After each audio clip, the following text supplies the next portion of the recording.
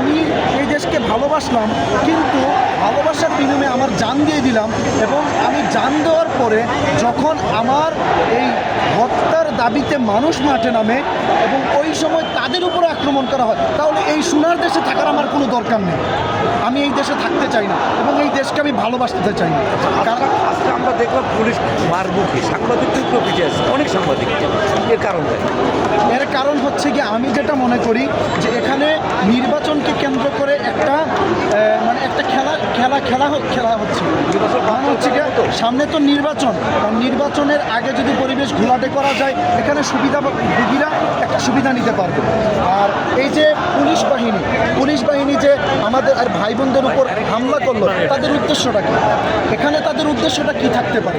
এটা তো আমরা বিগত ফেসিস্টের চরিত্রের মধ্যে এটা দেখেছিলাম, কিন্তু ইন্টারিমকে আমরা 24-এ আমাদের রক্ত ঝরানোর মাধ্যমে ইন্টারিমকে ক্ষমতায় বসিয়েছি। তো তাদের পক্ষ থেকে এমন আচরণ কেন করা হবে আমাদের সাথে? আর তাও ওই জায়গার মধ্যে আমরা শান্তিপূর্ণভাবে আমাদের ভাইয়েরা বোনেরা বসেছিলেন সেখানে। তাদের দাবি শুধু একটাই ছিল যে জাতিসংঘের কাছে তদন্ত কমিটির জন্য একটা মেসেজ, একটা বার্তা পাঠানো। এই ছোট্ট একটা বার্তা পাঠাতেও যদি ইন্টারিম ব্যর্থ হয়, তাহলে তারা কিসের জন্য ইন্টারিম? তারা কেন ক্ষমতায় আছে? তারা সবাই পদত্যাগ করুক, একটা বিপ্লবী সরকার গঠন করুক, দরকার নেই। এই নির্বাচন দিয়ে ভাই কিচ্ছু হবে না, এই নির্বাচন দিয়ে কিচ্ছুই হবে না, বিপ্লবী সরকার দরকার। বিচারের একটা নির্দিষ্ট জিনিস জানার জন্য কি আপনারা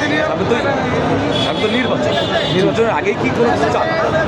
নির্বাচনের আগে আসলে আপনাকে আমি যদি বলি যে নির্বাচনের আগে এটার একজন মানুষকে হত্যা করা হয়েছে, তো এই হত্যার ব্যাপারে কোনো রকমের কোনো রেসপন্স, কোনো রকমের কোনো ইনফরমেশন কিংবা কোনো পদক্ষেপ, একটা কিছু কোনো মানুষ বলতে পারবে যে আমরা দেখতে পেরেছি যে ইন্টারিম এই হাদি হত্যার বিচারের ব্যাপারে এখন পর্যন্ত সুস্পষ্টভাবে কোনো বার্তা এই দেশের মানুষের কাছে দিয়েছে আজ পর্যন্ত? আপনারা জানেন কেন দেওয়া হয়? এর পিছনে কারণটা কী?